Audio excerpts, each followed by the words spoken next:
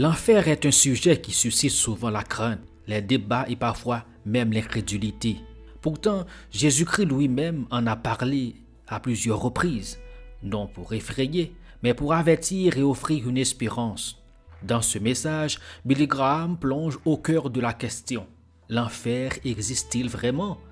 Il expose avec conviction, clarté et persuasion ce que les Écritures révèlent sur cette réalité et, plus encore, sur l'amour incroyable de Dieu qui offre une voie de salut à travers Jésus-Christ.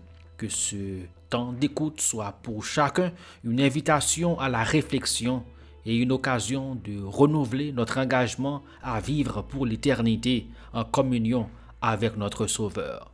L'enfer existe-t-il vraiment? Billy Graham. Ce soir, je voudrais que vous ouvriez avec moi le chapitre 16 de l'évangile de Luc à partir du verset 19. Il s'agit d'une histoire que Jésus a racontée. Il y avait un homme riche qui était vêtu de pourpre et de fin lin et qui chaque jour menait joyeuse et brillante vie. Un pauvre nommé Lazare était couché à sa porte, couvert d'ulcères et désireux de se rassasier des miettes qui tombaient de la table du riche, et même les chiens venaient encore lécher ses ulcères. Pauvre mourut, et il fut porté par les anges dans le sein d'Abraham.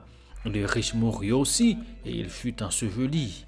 Dans le séjour des morts, il leva les yeux, et tandis qu'il était en proie au tourment, il vit de loin Abraham et Lazare dans son sein. Il s'écria: Père Abraham, aie pitié de moi et envoie Lazare pour qu'il trempe le bout de son doigt dans l'eau et me rafraîchisse la langue, car je souffre cruellement dans cette flamme.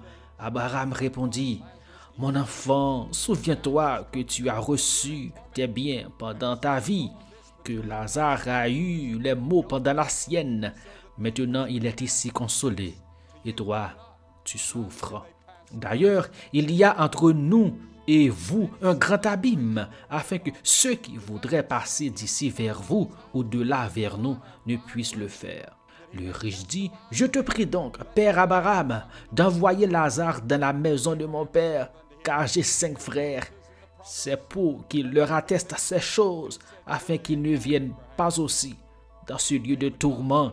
Abraham répondit: Ils ont Moïse et les prophètes, qu'ils les écoutent.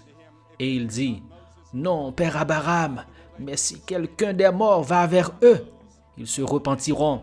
Et Abraham lui dit: S'ils n'écoutent pas Moïse et les prophètes, ils ne se laisseront pas persuader quand même quelqu'un des morts ressuscitera.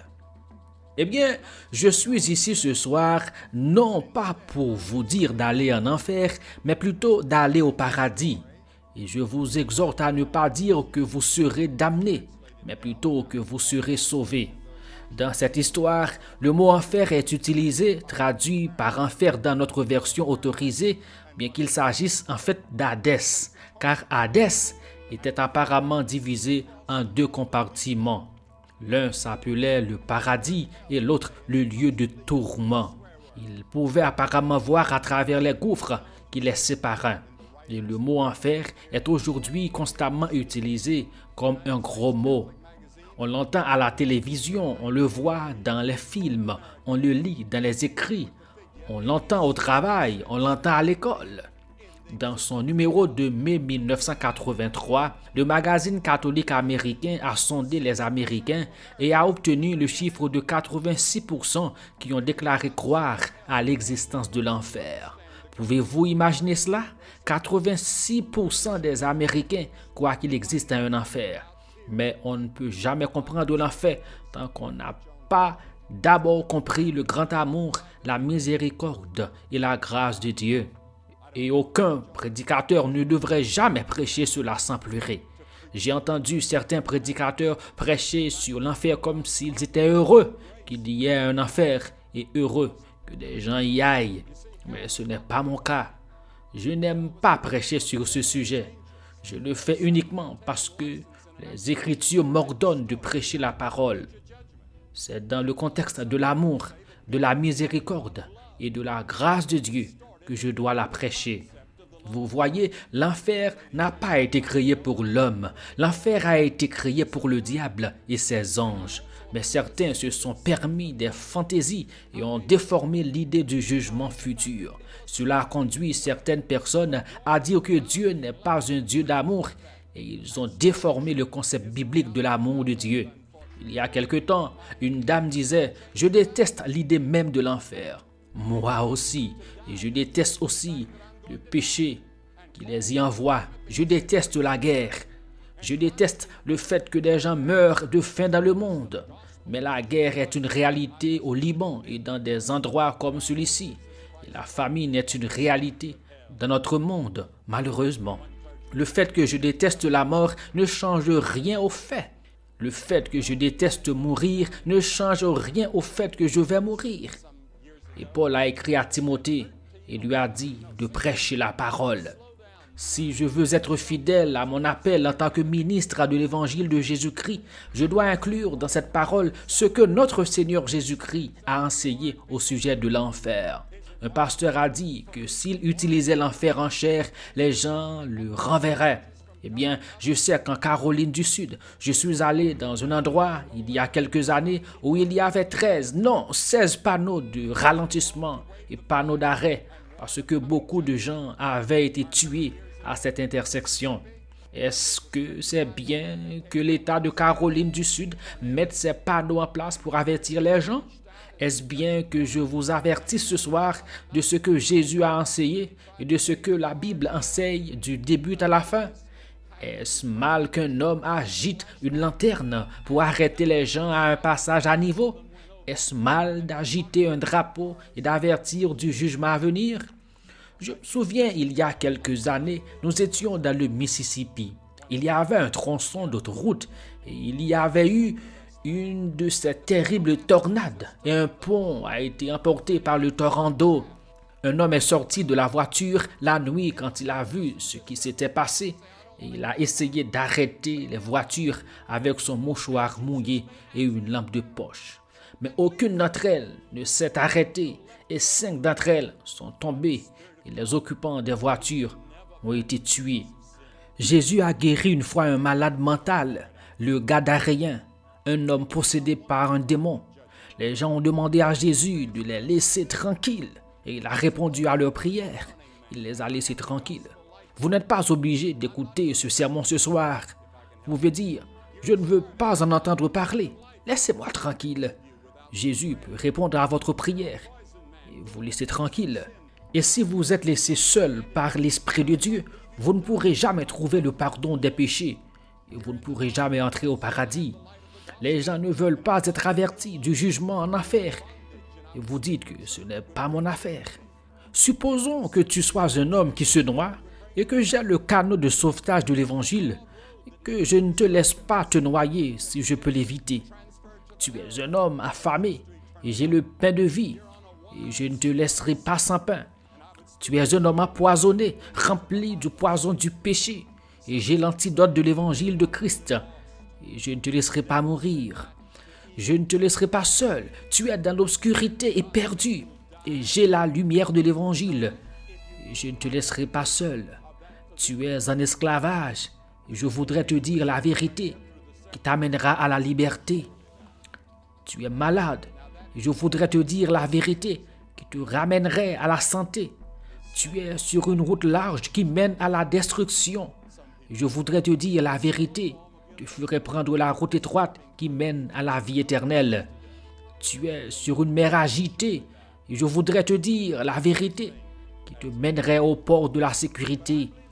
Certains disent que nous ne sommes pas vraiment perdus. Le diable a dit cela à Ève dans le jardin d'Éden. Quand Dieu a dit que vous mourriez si vous mangiez de ce fruit, de cet arbre interdit. Le diable est venu.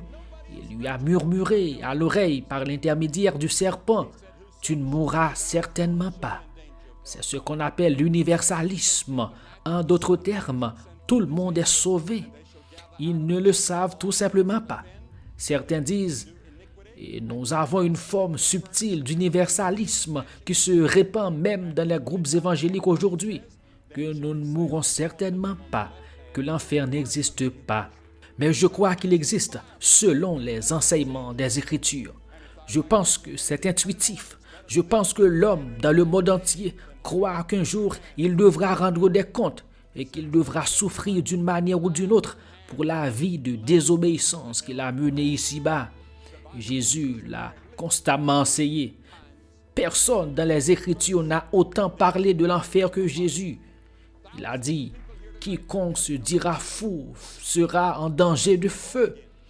Il a dit dans Matthieu 13, le Fils de l'homme enverra ses anges qui arracheront de son royaume tous les scandales et ceux qui commettent l'iniquité, et ils les jetteront dans la fournaise où il y aura des pleurs et des grincements de dents. Matthieu 25, 41. Ensuite, il dira à ceux qui seront à sa gauche, « Retirez-vous de moi, maudits, allez dans le feu éternel qui a été préparé pour le diable et pour ses anges. Si ta main ou ton pied est pour toi une occasion de chute, coupe-les et jette-les loin de toi. Mieux vaut pour toi entrer dans la vie boiteux ou manchot que d'avoir 2 pieds ou 2 mains et d'être jeté dans le feu éternel. » Il a dit qu'il vaut mieux traverser la vie avec un seul œil, une seule main, une seule jambe, plutôt que d'aller en enfer avec tout ça. La Bible enseigne qu'il existe au moins 3 sortes d'enfer. D'abord, il y a l'enfer du cœur. Des milliers de personnes ici ce soir ont l'enfer dans le cœur. Et c'est là que tout commence. Une grande partie du monde suppose que la nature humaine est bonne, mais la Bible enseigne qu'elle est fondamentalement mauvaise. Par nature, nous sommes égoïstes, pécheurs, égarés et perdus. C'est dans le péché que ma mère m'a conçu, dit David. Nous sommes tous pécheurs et nous sommes nés dans le péché. Et puis, quand nous avons atteint l'âge de responsabilité, peut-être vers 7, 8, 9 ou 10 ans, nous avons choisi de pécher. Même si nous avons des ordinateurs, nous les utilisons aujourd'hui pour commettre des fraudes et toutes sortes de choses.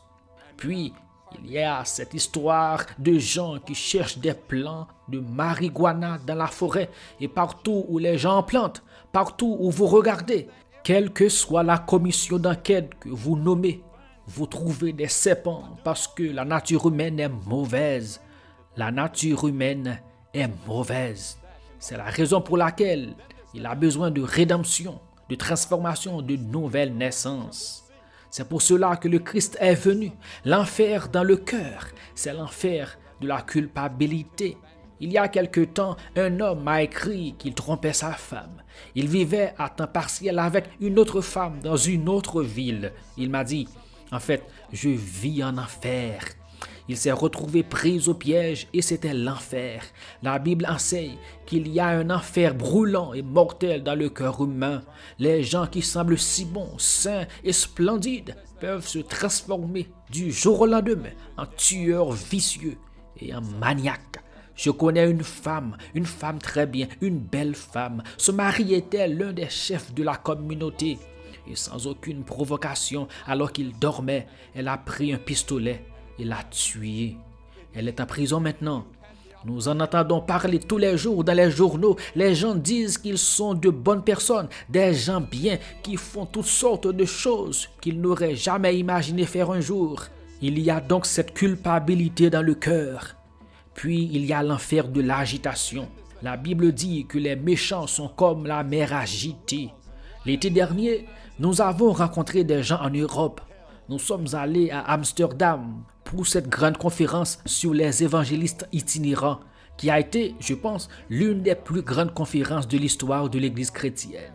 Et pourtant, nous avons rencontré beaucoup d'autres personnes qui étaient là simplement en quête de quelque chose. Elles ne savaient pas quoi. J'ai vu des Américains, des Japonais et des gens de partout dans le monde courir comme si leur vie en dépendait. Ils ne savaient pas où ils allaient, ni ce qu'ils faisaient. Ils avançaient simplement, essayant de trouver un peu de repos et de paix.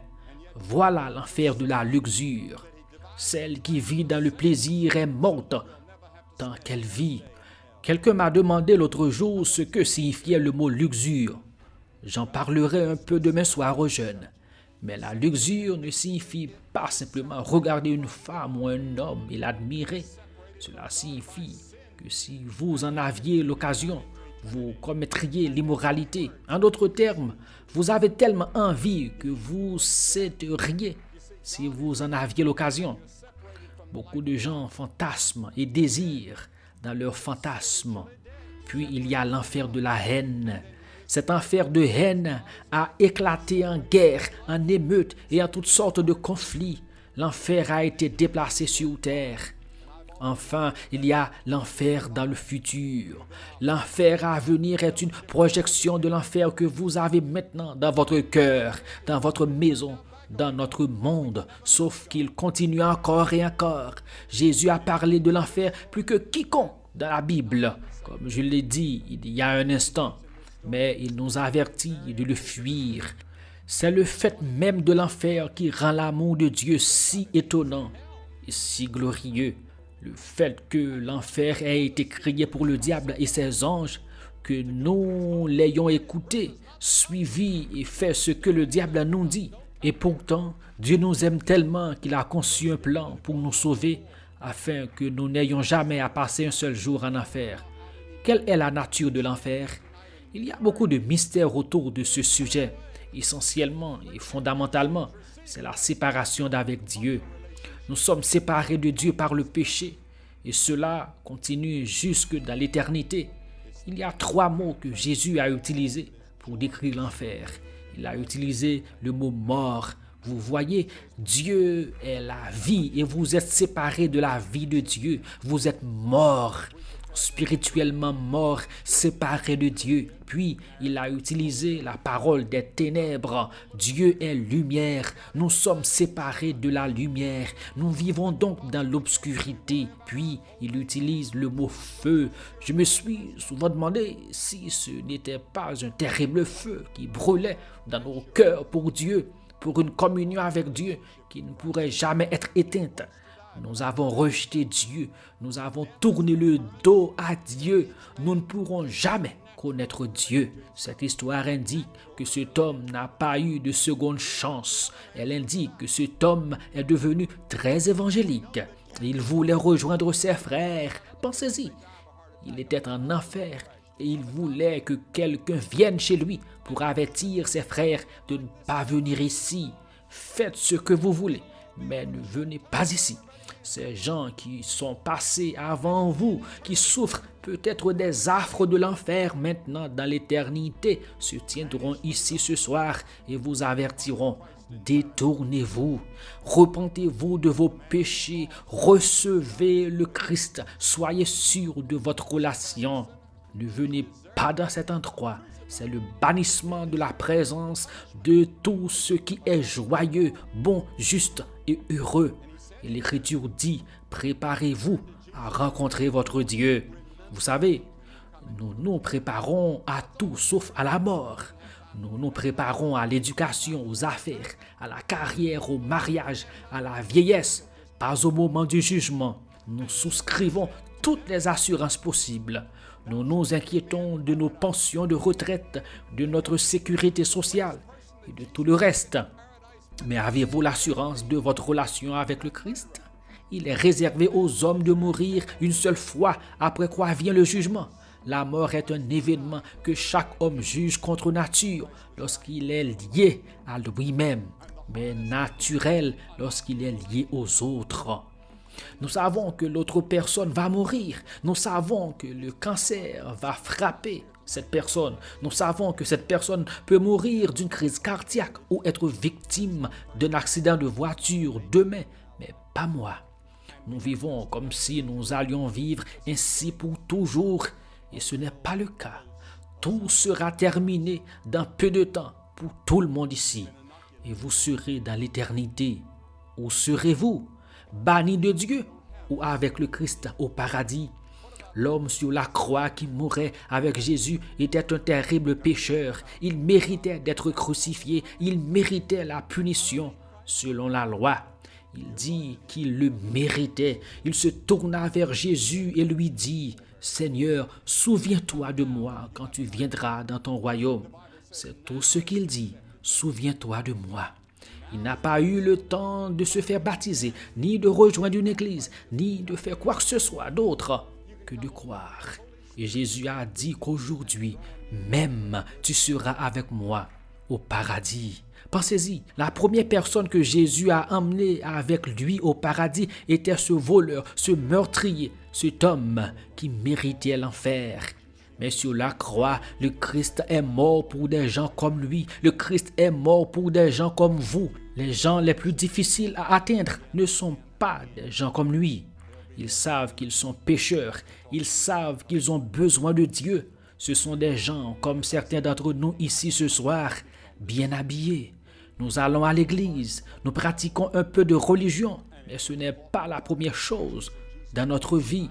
Ce n'est pas la chose la plus importante dans notre vie. Nous avons juste assez de religion pour nous empêcher de recevoir une véritable dose de salut en Christ. Vous avez été vacciné et vous sentez que vous n'avez pas de besoin spirituel.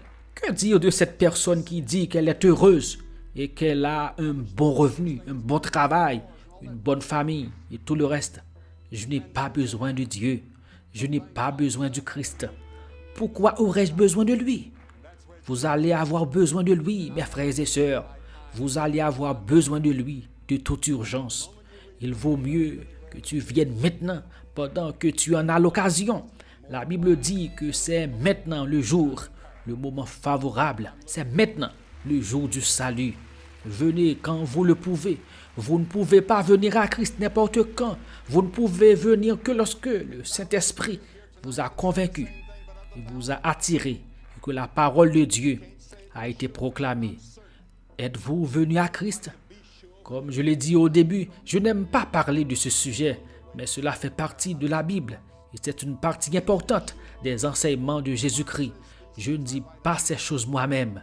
Je vous transmets simplement l'enseignement du Christ, ce que Jésus a enseigné, et je le fais avec le cœur brisé. J'aimerais que l'enfer n'existe pas, mais il existe.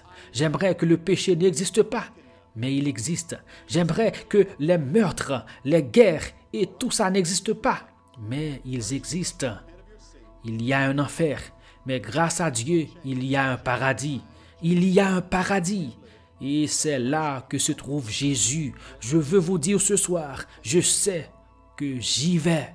Dès que vous lirez dans le journal que Billy Graham est mort, vous saurez qu'il est plus vivant que jamais et que je suis au paradis et que j'attends cela avec impatience.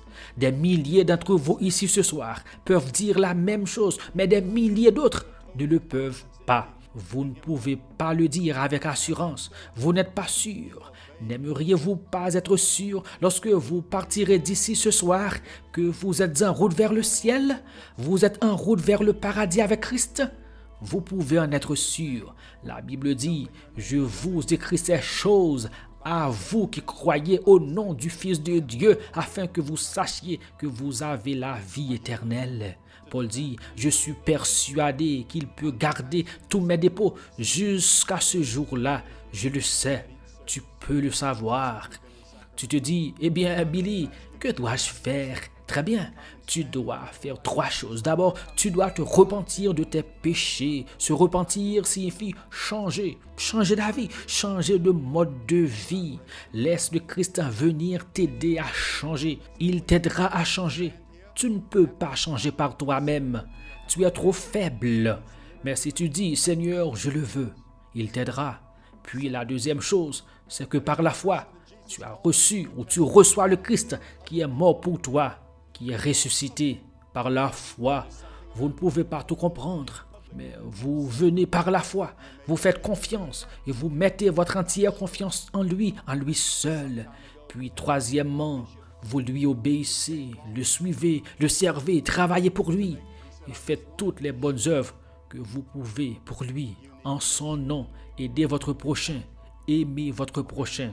À ceux-ci, tous connaîtront que vous êtes mes disciples et que vous avez de l'amour les uns pour les autres. Êtes-vous prêts à faire cela ce soir? Je vais vous demander de faire quelque chose que nous avons vu des centaines de personnes faire ici, à chaque service, depuis que nous sommes à Sacramento. Je vais vous demander de vous lever de votre siège et de venir vous placer devant l'estrade et de dire en venant, je veux savoir que je vais au ciel. Je veux savoir que mes péchés sont pardonnés. Je veux savoir que je suis prêt à rencontrer Dieu. Si vous êtes avec des amis ou des proches, ils vous attendront. Vous venez, vous vous tenez ici et après votre arrivée, je vais vous dire un mot et prier avec vous, vous donner de la documentation et vous pourrez retourner rejoindre vos amis. C'est simple. Mais chaque personne que Jésus a appelée dans le Nouveau Testament, il l'a appelée devant d'autres personnes. Il l'a appelée publiquement. Il y a quelque chose dans le fait de se manifester ouvertement et publiquement qui aide à régler le problème. Vous êtes peut-être un dirigeant dans votre église, mais vous n'en êtes pas sûr. Il y a quelque temps, un évêque s'est manifesté publiquement pour dire « Je voulais juste être sûr. Vous devez vous en assurer ce soir. Venez. » Ou peut-être n'avez-vous jamais reçu Christ auparavant. Venez et réglez-le ce soir. Vous pouvez le faire dès maintenant, vite. Levez-vous de votre siège. Vous êtes des centaines de partout. Vous faites peut-être partie de la chorale. Là-haut, il faut environ 2 minutes pour arriver. Alors, levez-vous et venez. Nous allons vous attendre. Alors que des centaines de personnes ici à Sacramento s'engagent envers Jésus-Christ, vous pouvez faire de même où que vous soyez en faisant cette prière. Dieu, mon Créateur, je viens à toi en ce moment tel que je suis. Je reconnais que tu m'as créé pour toi, pour avoir une relation avec toi. Le péché m'a éloigné de toi, de ta présence. Je n'en peux plus. Je te demande sincèrement pardon de m'être éloigné de ta volonté. Je veux maintenant recevoir Jésus dans ma vie comme mon Seigneur et mon Sauveur. Je ne veux pas aller en enfer. Change ma vie et reçois-moi maintenant dans ton royaume de paix et de joie. Au nom